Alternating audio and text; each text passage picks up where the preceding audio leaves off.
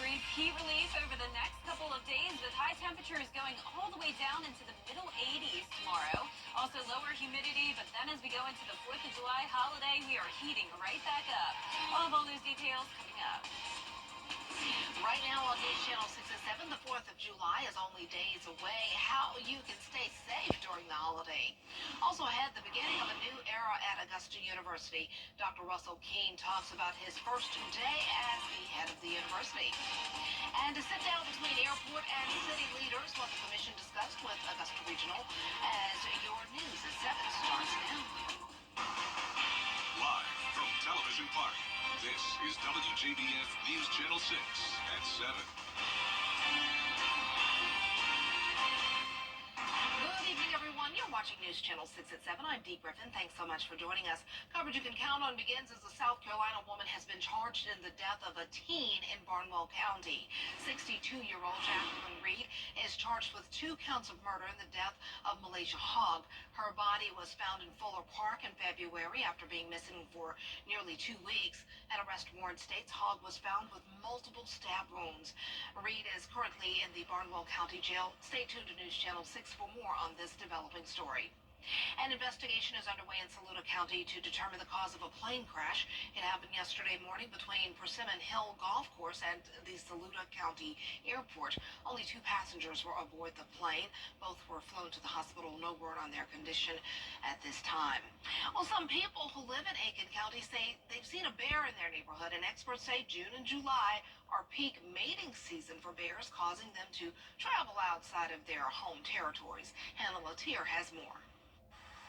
Whether you're shooting off mortars, Roman candles, or even sparklers, it's important to be aware of the risks and to have a safety plan in place before lighting them. First, check your local firework regulations. Then set up fireworks on a flat and sturdy surface. There should be 3 roles for 3 people: safety supervisor, child supervisor, and shooter. Local burn doctors tell us they see an influx of firework-related injuries during the holiday, especially hand injuries. To avoid hurting yourself or your property, soak used fireworks in water. Don't relight a dud firework. Keep a fire extinguisher nearby, and never use fireworks near dry grass, homes, or flammable materials. With the hot and dry weather conditions we've been having lately, taking these precautions is even more crucial.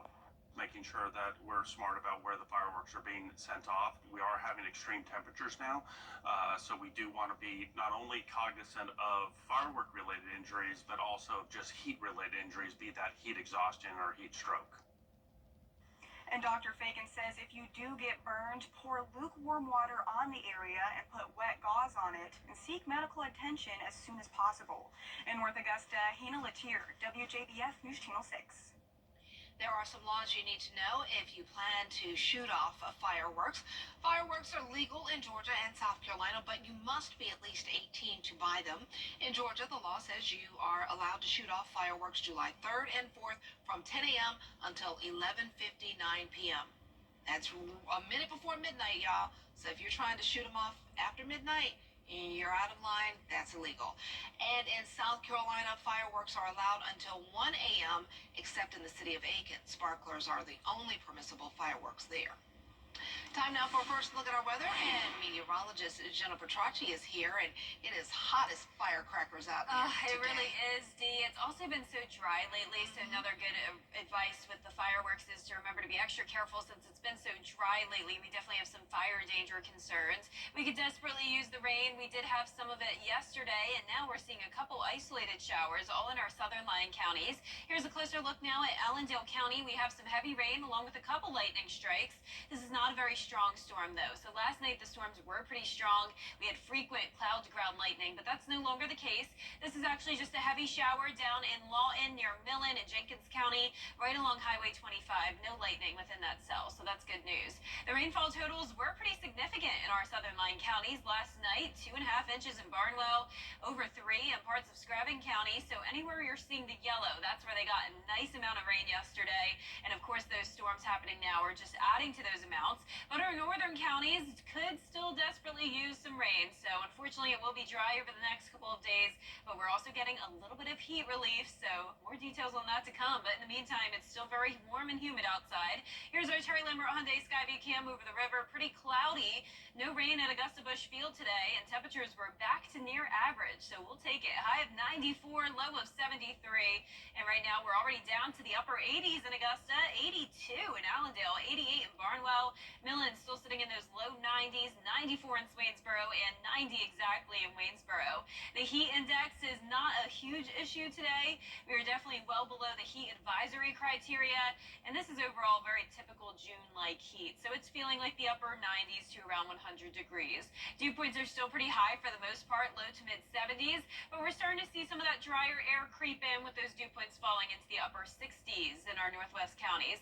Winds coming in from the northwest, a bit breezy, 16 miles per hour in Aiken County. Front to our south, and behind it we'll have the drier and slightly cooler air move in tomorrow. More details on that to come, but back to you, Dee.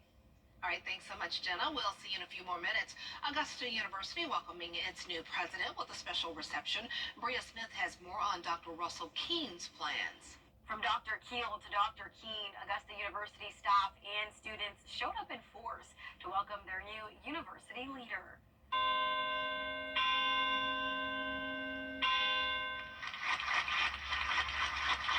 Together, Augusta, we will break every chain and rise to new heights of success and achievement. Monday morning, Dr. Russell T. Keene rang in as the new president for Augusta University. It's not just the university as what you see passing down the street. It's students, it's staff at all levels of this organization. A role he tells me he's ready to serve in. I started the day. Karen and I went purposefully to be with students, particularly some of our first-generation college students and our graduate students. And we talked to those classrooms, and what I hope to convey to them is that, look, if you're a first-generation college student and you're trying to figure it out, then you might hear voices in your own head or from other people saying you can't do it and it doesn't matter. But I'm living proof that an education can change your life. Dr. Keene is the successor of colleague and friend, former AU President Dr. Brooks A. Keel. He shares some of his plans for growth in research. We have some of the most productive research faculty in the country for our size. The only limiting factor we have is space and infrastructure. Some of the buildings that we're here that we're talking about demolishing have been around since before I was born. And so we need new infrastructure and new space for our researchers to really go through and tackle disease and break some of the chains of cardiovascular disease, cancer, brain health. We just need more space. Now, as President Keene shares, he's ready to get to work. Dr. Keene says he and his administration's main goal is to make sure Augusta University becomes the #1 institution in the country starting from day one. In Augusta, Bria Smith, WJBF, News Channel 6. Well, today is also the first day of the job on the job for Aiken County's new school superintendent.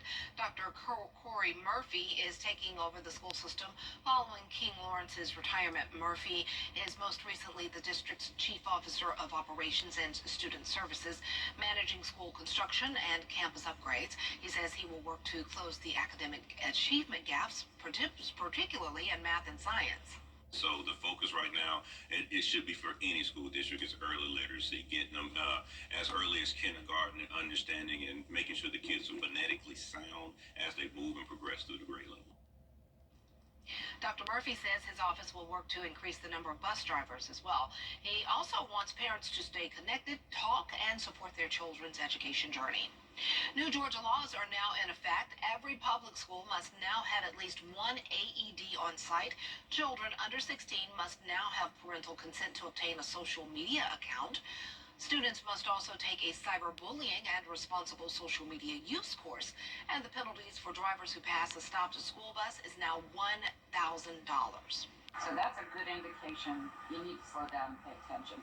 Don't try to beat it because although it comes out relatively gradual, it'll be faster than you expect. A $6,500 scholarship is also now available for children in low-performing public schools who want to get a private school education. Commissioners and officials from Augusta Regional Airport holding a Clear the Air session on potential changes to how they work together. George Escala has the story. And we finally have some brief heat relief for our Tuesday. Lower humidity and some slightly cooler temperatures. Not much rain in the forecast, but we do have the heat returning again to end the week. to 110. I'll have all those details coming up. Imagine the big vacation is finally here and it's time to head to the airport.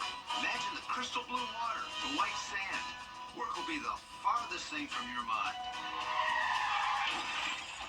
Imagine missing your flight, the injuries. The only vacation you'll get is at home, in pain. George Sink Injury Lawyers has seen most every kind of accident. We've helped thousands of people, just like you, get the help and money they need faster. Call all nines now. Are you suffering from sinus issues? Home Solutions. We make air better. Let the fireworks begin. It's the 4th of July sale at Interiors Market by Weinbergers. These savings are dynamite. Get a power reclining sofa starting at $17.50. Get a luxury mattress for 50% off. Designer accent furniture starting at just $249. You name it, we got it, and it's all on sale. Hurry in for 4th of July savings at Interiors Market by Weinbergers. Don't wait. Shop Interiors Market today. Back to school is right around the corner. Join United Way of the CSRA and WJBF News Channel 6 for the annual Stuff the Bus event. Visit WJBF.com/StuffTheBus through July 20th to donate to schools in our community. After the event, our incredible companies and volunteers will help distribute all donations to students in Richmond, Columbia, Burke, and surrounding counties. Stuff the Bus is sponsored by WJBF News Channel 6, United Way of the CSRA, and our Giving Your Best partners. Now, your most accurate forecast with WJBF Live 5 for 6. Welcome back. I hope you're having a wonderful Monday so far. Not much rain, unfortunately. I know a lot of us are hoping for the rain, but it's mostly our southern line counties dealing with the showers right now. Bone dry for the majority of the CSRA. But we do have some beneficial rainfall down in Allendale, Screven, parts of Barnwell County. All along Highway 301 here. This is moving out of Allendale, just light showers over you. Some heavier pockets here and there headed towards Hiltonia. Other than that, not much going on. We have one additional shower over in Jenkins County with a couple lightning strikes as well. This heavy rain just moved out of Millen and is moving off towards the west of Highway 25. But I'm not expecting these storms to become very strong or severe, so that's good news. It's a little bit cloudy here on our Terry Lambert Hyundai Skyview Cam as the sun is setting down in Emmanuel County. We're sitting at 89 degrees, east-northeast wind of 6 miles per hour. Even though we're at 89, still feeling like 97, and that's because of a dew point of 73. Temperature-wise, we're sitting in those low 90s for the most part, and even some mid-90s here and there. 95 in Sparta, 91 in Washington, 89 in Aiken, Barnwell at 86, and a little bit cooler in Allendale at 82 with that shower. So because of the dew point still in the 70s, we're seeing heat index values anywhere from around 95 to those triple digits. Definitely hotter out towards the west. 103 as that feels like in Sparta, 102 now in Sandersville. As I mentioned, we could definitely use some rain. All of the CSRA in the first and second phase of drought, but the rain that we did get yesterday and today is helping with that. Not a lot of rain chances though over the next couple of days. As you can see, we do have drier air filtering in, so that's good news when it comes to a little bit of a break from the humidity finally. All this moisture will be staying down towards our south with that stationary front to our south as well. Now let's switch gears and talk about the tropics, because you may have heard Hurricane Beryl, a very powerful and rare June hurricane, made landfall this morning in the island chain here of the Lesser Antilles. It is up to 150-mile-per-hour winds, close to a Category 5. Beryl will continue to move across the Caribbean Sea, staying pretty strong, eventually down to a Cat 2 as it passes towards Jamaica. And then once it goes over the rough terrain of the Yucatan Peninsula, that's when we'll see it finally go down to a tropical storm. But very long lifespan there on Beryl, and it already broke 3 records yesterday. As I mentioned, a very rare June hurricane, the strongest hurricane and earliest hurricane we've had of this strength up to this point was Hurricane Dennis back in 2005, and that was July 8th. So not very typical we have a Cat 4 in June. We also have the remnants of Chris. This was a tropical storm that made landfall in Mexico earlier, now just a depression. We're watching one other area possible development here, 50% chance of that. Back to our forecast though, it'll be partly cloudy throughout the day, starting out in the low 70s, climbing into the upper 80s, so we'll take that. Only feeling like around 90 tomorrow afternoon, but the heat return returns to end the week. The rest of tonight, mostly dry. We'll continue to see a few spotty showers for our Tuesday, but overall, not much rain in the forecast. Going with just a 20% chance tomorrow, 30% for Wednesday. Higher rain chances over the weekend as those temperatures heat up. And we'll be right back. From scheduling your free appointment today, RCS Roofing. We nail it every time. A serious accident creates a lot of right now problems. You're worried about your injuries, the medical bills, and whether you'll get stuck paying for it all. You shouldn't have to chase after a lawyer to get the help you need. With me, you won't have to. I'm Austin Jackson, your guy in Augusta. If you've been injured, my team will get to work right away. And you don't have to pay us anything unless we get money for you. Injured? Call Austin Jackson, the Augusta guy. 706-724-7224. Next ET on News Channel 6 mobile app is now even better. Download it today.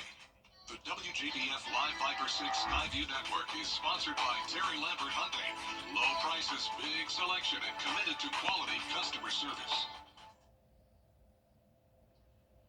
Hurricane Beryl making landfall this morning in the Windward Islands in the Caribbean Sea. The eye crossing land on the island of Curacao at Category 4 storm strength. Serene Shaw explains what it's driving this major hurricane. Powerful 150-mile-per-hour winds and pounding rain as Hurricane Beryl tears through the Caribbean, making landfall on Curacao Island, pushing torrential waves inland. The historic storm plowing through the Windward Islands, which includes areas popular with tourists such as Grenada, St. Vincent, and Barbados, where you can see debris scattered in flooding streets. Listen as heavy rainfall blankets the region. Beryl's winds nearing Category 5 status at landfall, the most extreme hurricane on the scale. There's been nothing like this, really, in recorded history in the Atlantic at this time of year.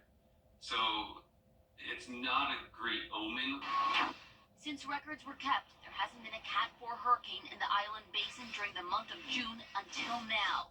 Experts say the higher than usual water temperature is ripe for hurricanes. Certainly, climate change is playing a role. It plays a role in a lot of things. I don't think that's responsible for the relatively abrupt jump that we've seen in ocean temperatures in the past year, but it's certainly an ingredient. ABC's chief climate correspondent Ginger Z has been tracking the storm. Got a long time before we can rule out officially that it impacts the U.S., but we've got this big ridge, and that should act as a blocking agent to keep it out. The hurricane is forecast to close in on Jamaica next, where it will pass the south of the island on Wednesday before it's expected to make a second landfall along Mexico's Yucatan Peninsula on Friday. Serene Shaw, ABC News Los Angeles. I'm attorney George Sink. News Channel 6. Next ET behind the scenes with Ryan Reynolds. Ooh, it's gonna bring that fun. 30 years of never-before-seen interviews. It's a special ET Vault unlocked. Oh, hello. Next ET. Monday night at 7:30 on News Channel 6. Get the latest video in one click at WJBF.com. Another mysterious monolith has popped up. This one in northern Colorado. The shiny rectangular, I'm busy looking at the video. Rectangular structure is about 8 feet tall and 4 feet wide, sitting on a hill in a small town of Bellevue. It's just the latest installment of the monoliths. Others have showed up around the world recently in places like Nevada, California, Wales, and Romania. The public still hasn't figured out who's making and moving the incredibly heavy objects. Growing urban legend says aliens may have something to do with it. Okay. For one, is it bad I don't know what a monolith is? I've never even heard of that. A big rectangular structure like that. That's all it is? I think so. Not much heavy, to it. Heavy, yeah. It's monolithic. Okay. All right. I don't know what to think about that. I mean, that's I pretty think bizarre. just not aliens, but somebody with a big crane is doing it. Yeah, someone's just messing with people. Yeah. Yeah, well, it is a little peculiar, a little creepy. Well, our 10-day forecast showing the brief break from the heat. High of 88, definitely still hot, but not as hot as it has been. But back to 95 on the 4th of July, upper 90s this weekend. 88 looks good. Thanks so much. We'll see you again at 10 on MeTV. We're always with you at WJBF.com.